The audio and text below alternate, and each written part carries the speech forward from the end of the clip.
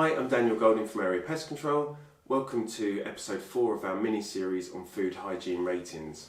If you're an owner or a manager of a restaurant, takeaway, commercial kitchen or any business that is given a food hygiene rating, this mini-series is going to be extremely useful not only to you but also to your staff in achieving a food hygiene rating of 5. Ethan from Gabriel Consultants is back with us. Thanks for staying back for this episode, Ethan. And we're going to talk about the food safety checklist. So this is from the Food Standard Agency. There's 4 sheets. We're going to get them to come up on the screen so you can follow us through. So this is a really important safety checklist. Basically just reading from here, the checklist covers the key things that will be checked during a safety inspection. Your rating will be based on what is seen on the day of the inspection. So when yourself, you should go through this. If you answer no to a question, you must put it right. And if you've worked all the way through, then by the end of it, you've corrected everything that was wrong, then that's really going to boost your chances in getting a high score. So we're just going to touch on a couple of the questions in each one. I'm going to ask Ethan the questions and he's going to explain to you how you can best prepare for that, and if you haven't got these things in place, how to get them in place. So the first one is under hygiene of food rooms and equipment, and it says are all food and hand contact services, for example work surfaces, slicers, fridge handles, thermometer probes, in good condition and cleaned, disinfected regularly. Yeah. So what is the environmental health officer looking for? Yeah. Regarding them that question? Yeah, so they're looking for everything that you just said: the hand contact services, work surfaces, the slicers, the machine equipment, fridge handles, freezers, walking floors, making sure that it's clean. Also the key thing here is to clean as you go, you go along, sanitizing. There's a contact time for that also. So you want to make sure that you're following the correct protocol in regards to cleaning chemicals. Okay, so this is, you've used a cleaning chemical on a surface. That's you don't want to then be putting your chicken breast or your food straight on top of that. That's right. Okay, because you're gonna cross-contaminate with the actual cleaning agent. That's right. Okay, right. Okay, so that causes a problem. And then the second one that we've picked is, which follows on with that, are suitable BSEN approved cleaning chemicals available and stored correctly, and are proper cleaning methods used? Yeah. So what would the environmental health officer be looking for relating to that? Okay, so making sure it's the right chemical for that actual work surface, for that contact handles, making sure it's approved. Also, you want to have the label on there. Okay. That helps. Yeah. Because I've seen in my experience there aren't labels on chemical bottles for what actually is in there. Yeah. Okay. Yeah. So somebody might be thinking it's for something, can use it, and it's the wrong thing. That's right. Okay. That's correct. I have seen it, so it's very wise to have a label on there. And if you do not have the right chemicals, if you have a different chemical, then I would suggest to have a cost sheet in place for different chemicals on there. And this will go back to staff training again, so they know what chemicals being used for what surface. That's right. And this is so in your experience doing as a food auditor, if you was to go in to audit a property and they was using the wrong chemicals, would that be a potential markdown on their rating? That's right. I would score them down. Right, there. Because of that. I mean, there's so much potential here to get it right or get it wrong at the same time, isn't there? Yeah, and we're just touching on a few questions here, but there's a whole sheet here which we'll get up on the screen for you.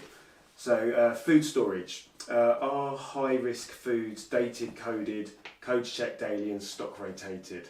Yeah, that's correct. So that's something you'll be looking for as well. Yeah, definitely. So use by date for that is 2 days for high risk items. Right, okay. So it must be within the last 2 days. That's right. And if it's not, it can't be served.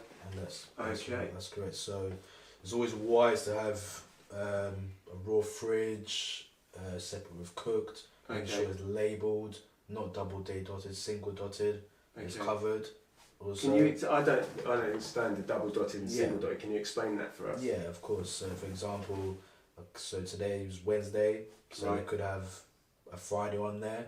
So if I go to the premises on a Friday, I would see that it's on Wednesday and Friday on there also. Right, okay. So Right, okay, so it needs to be single dotted on Yeah. the high risk items. that's right. Okay, fine.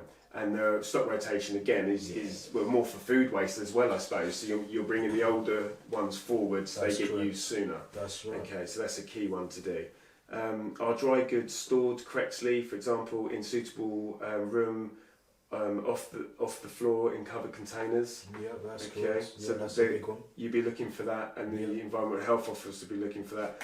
I think you mentioned earlier when we were having a quick look about pests as well. Yeah, So if they've stored it on the flue dry full food goods, they could get gnawed and that's chewed right. by rodents. That's Okay, right. and it's attracting them. It's food that's available to them basically. That's right. So That's get true. everything up off the floor on shelves. Yeah, that's Okay. it. And also want to make sure that the dry goods are also in date as Okay. well, because have been a few times in my experience where some of the sauces are not in date, some of the Right. jars are not in date. Okay. And is that just bad stock rotation? Yeah, Right. So that's a key thing. That's a It key is. thing. It is, definitely. Okay. All right. So food handling practice. This is a really long list on this one. So again, we're only going to touch on two, but it's certainly something you want to be paying attention to and making sure that you're doing everything correctly. So are separate utensils and equipment used for ready-to-eat foods? So I presume that they're looking for you've got tongs for separate to eat and tongs for raw foods. That's right. So you're not combining. So it does say unless disinfecting the dishwasher. So but that would need to be between each task presumably. That's correct. So it's more economical to have two separate That's right. tongs. Okay. Is the dishwasher in good working order and regularly serviced? Yeah, that's true. Okay, so to recall back on the ready-to-eat foods equipment, it's also key to have allergen tongs as well. Oh, okay. Make sure that's sanitized, disinfected properly. Or again, just have a separate one. That's right. Because In a to criteria. avoid cross contamination. That's it. That's it. Okay, so that's a big one. Yeah. Because yeah, potentially, if somebody has got an allergen and you cross contaminate that, Yeah. they could be in serious trouble. That's right. That's Okay, correct. so that's a big one. Yeah. And then the other one we've picked up on is which leads us into are staff aware of food allergy hazards? So that was what you've just said about the tongs. That is a hazard. That is. Yeah. I mean, what other sort of hazards can they? Would the environmental health officer be looking to make sure they put things in place to prevent the hazard? Okay, so it's all about separation of risk from allergens. So first of all, you should have competent staff. They're knowing about the different allergens that customers will have. It's good to have a course on that as well, having a refresher Okay. also on that. You need to be aware there needs to be communication with back house and front of house. So it's all about eliminating that risk, and it has to be the same server that served your order to take your food out as well. Right. Okay. So the waitress or waiter that Yeah. comes out to take your order, they must bring it back out to you because Yeah. they're aware of what your allergens are, That's and right. they presumably would look through the plate to make sure That's that, right. that nothing's been contaminated on there. That's right, that's correct. Right. Okay. Yeah. I mean that's a real high thing for them to do, isn't That it? is, and making sure it's highlighted on the screen as well on the order. So Right. it should have either labelled red on there or Okay. just says allergy Right. and what allergy it is. And then that would be Also- communicated back to the kitchen That's to right. tell them what the allergy is. That's it. Okay. That's correct. Okay, and then personal hygiene. I mean, that's a big one again. It's a lot of this comes back to cross contamination, doesn't it? Nearly all these things come back to cross contamination. Yeah. So, under personal hygiene, are wash hand basins clean with hot water, soap, and hygienic hand drying facilities? So again, what are you looking on an audit? What are you Yeah. looking for in Yeah, so- hand wash basins? Okay, so first of all, you want to make sure the hot water is actually working. Because there has Okay. been some cases where it's warm or it's not working at all. It's not an optimum temperature to That's right. clean your hands. That's correct. Right, So you want to okay. make sure first thing that's hot in temperature. Making sure that the basin is free from any pots or pans or anything that might Right. be displaying in there. Having signs that says wash your hands only. Okay, so Wash hand it's a basin. dedicated wash hand basin. That's correct. You don't want to see people washing their hands in That's the kitchen right. sink, for example. That's right. That's Right, okay. And the second one's related as well. Are wash hand basins used for hand washing only, and is effective hand washing by staff regularly observed? Okay, so they'll be looking for the supervisor or the owner or the manager That's to it. actually actually visually check people are washing their hands. Yeah, that's Right. correct. Yeah, so you know, that should be the first thing that you do when you come into the kitchen. And also making sure that there's enough, you know, blue roll that's on there. Soap dispenser's filled up, it's clean at the bottom as well. Right. So yeah, making sure everything is high standard with the cleaning around there. And that's certainly something you do during your audits. You're keeping an eye out for people doing one task and then washing their hands before they perform another task. That's right. That's Okay. correct. And then pest control. Our premises pest proofed and free from any signs of pests. So that would feature highly in your audit as well. Yeah, definitely. That's one of the things we do look at as part of the prerequisites, part of the HACCP. Those who don't know who HACCP is, Hazard Analysis Critical Control Point. Okay. That's something that's really effective, and it can have massive implications if you don't have pest control or if you don't manage it effectively. Right. Yeah, I mean, plenty of restaurants get closed down, don't they? There was one that come up on my news feed from Luton last week. It was a kebab shop. The owner got, there was two owners, they got fined something like £12,000 for a cockroach infestation. And there was £1,000 of court costs. And then one of the owners actually got a 9-month suspended sentence, suspended for a year. I mean, that's pretty heavy, isn't it? But it was infested with cockroaches, and potentially you're going to serve someone food with body parts or a whole cockroach in. I mean, the complications for health from cross-contamination, they're huge. So, but this, something restaurant owners need to pay attention for. And that's the reality of it. I think for that it's a lack of education, lack of, you know, wanting to improve. Right. You know, it's all about improving. How can we improve? And again, this is what the checklist is. That's it. Because if the owner of that premises had gone through this, they would have come to the pest control and realised that they're well below par and could have potentially done something about it before the visit. Yeah. So this is a key document, really. Yeah. That would you say an owner should probably go through this once a month, so 12 times a year, just to make sure they're keeping up on these things. Yeah, maintaining a high standard. And presumably there wouldn't have been. I mean, I don't know, but presumably there wouldn't have been a pest control company contracted at that premises. Or is it sometimes the case that there is, and they tell the owner, but the owner doesn't act on the issue? That's right. It could be simple as that. They don't act on the issue. Okay. They could be late towards it. They could be saying, I have contacted them, but they haven't got back to me. Right. There's a whole, you know, different information that they're giving the EHO. But in that scenario that they have contacted them and they haven't got back, then that should have been chased up. That should have been chased up. And then eventually, if they're not getting any response from the pest control company, then they need to look at changing supplier. That's really, right. Because that supplier is no longer servicing their needs, are they? That's right. Right. Okay, so that's a key thing. Keep on to the pest control contractor. Yep.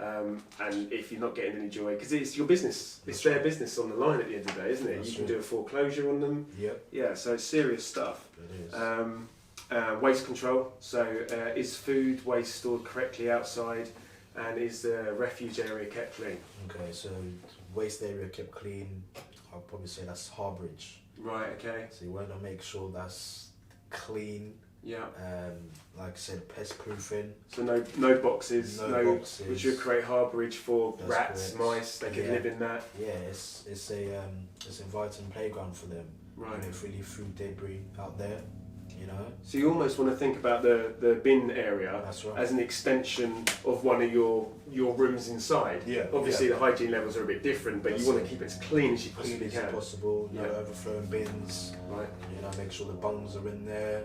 You want to make sure, you know, if you are having bins coming out, I always ask my clients, okay, when are the bins coming out? You know, are they clearing this? Are they clearing that? Okay. If you do have furniture, have you reported a skip? Right. Okay. So to stop the build-up of broken furniture, it just needs to go. That's right. Okay. That's correct. Okay. Definitely. Right. So that's a key thing, and obviously you could spray disinfectant as well around the bins, because in the summer you're going to attract flies. Yeah. And then if flies are in the bin store, they're likely to be in the kitchen, and you've got again cross contamination coming from the bin store. That's right. Into the food services. Definitely. Okay. So that's waste control is a big one. and checks and record keeping. And again, this is back to the folder, because you've got some record keeping in the back of that in the diary section. Yeah. So are the record sheets up to date, checked and verified? Okay. And this is something again that you'll be looking at as an auditor and an environmental health officer as well, with checking the records. Yeah, making sure open and closing checks, that have been ticked off, that have been signed off for, and that has been approved every day for it. Confidence in management, the due diligence, making sure you're on top of that, maintaining that high standard for that. If there is gaps, why are there gaps? Okay, well if they've missed it or haven't filled it out, okay, they need to be explaining that. So really it just needs to be filled out at the beginning and the end of every day. That's it, that's correct. Okay, and our equipment time/temperature combinations regularly cross-checked. Okay, so we could talk about probe calibration methods. Are the probes working? This is for taking temperature of food. Taking temperatures of food. Right, okay. If it isn't working, could be that the batteries are down, then you need to order a replacement. But with probe calibration, you need to do hot and cold methods. Okay. So with the cold methods, you want to ideally put it in a container or like a jug with ice cold cubes in there. And then the temperatures between that is -1 and 1 degrees. That's what it needs to be reading. Yeah, so it needs to be on that exact temperature there. Right, okay. So yeah, because you don't want to be, if you're storing warm food, you don't want to be storing it at the wrong temperature, do you? Because you're going to get multiplication of bacteria and... That's right. Okay. So that's something. Would that come into an opening check? Should they be doing an opening check as well? But not just one probe, have several probes there. Right, okay. For different foods. Yeah. So you're eliminating cross-contamination all the time. That's it. Okay. And then you've got a review 4 weekly. Any new suppliers and approved lists updated, so they should be going through the diary section and just checking that everything's up to date. Everything's up to date. If you do have new suppliers, making sure that's in the folder with your confidence in management systems, whether it's dairy, whether it's meat, making sure all the correct invoices are there also. Right. If anything goes wrong, you can track back on that. You can call the supplier saying I need one of the items now for it, for example. Right, okay. So this just goes to find out where the food had come from. So it's establishing a link. If something does happen, then you can track that food back to its origin of where you purchased it from. Yeah. Okay. All right. And menu updates as well. Any new menu updates? What will the environmental health officer be looking for under that? Okay, so everything's to do with season. Okay, so for example, it could be on the Christmas menu. Okay, so what are you serving? Are you serving high risk food? Again, where are you getting your turkeys from? Is it from a local supplier? Are they established? Okay. It's all about moving in modern times. Make sure that you're up to date with the food. Also having a team briefing as well with your staff, so then they know as well what food are you serving, how long are you serving it for. Okay, so especially at Christmas time, that would come with the allergens as well, when you've got perhaps nut stuffing or anything like that. So it's just that's for keeping the staff up to date in what's happening, so they know what to explain to the customers. That's it, but also letting your customers know also. You could have signposts outside from the restaurant. Okay. So customers, as they drive past, they will know what's going on in that restaurant. Right. Okay. So it's even touches on marketing and about helping you gain customers. Yeah. Right. Okay. So it just covers everything. So it's a great checklist for them to go through. Definitely. Okay. Well, that brings us to the end of the food safety checklist. So I appreciate your time again on that, Ethan, and going through that. So yeah, that's it. Brings us to the end of this episode. Come back for episode 5. When Ethan will be explaining the 5 common mistakes that lead to a low food hygiene rating. Thanks for watching.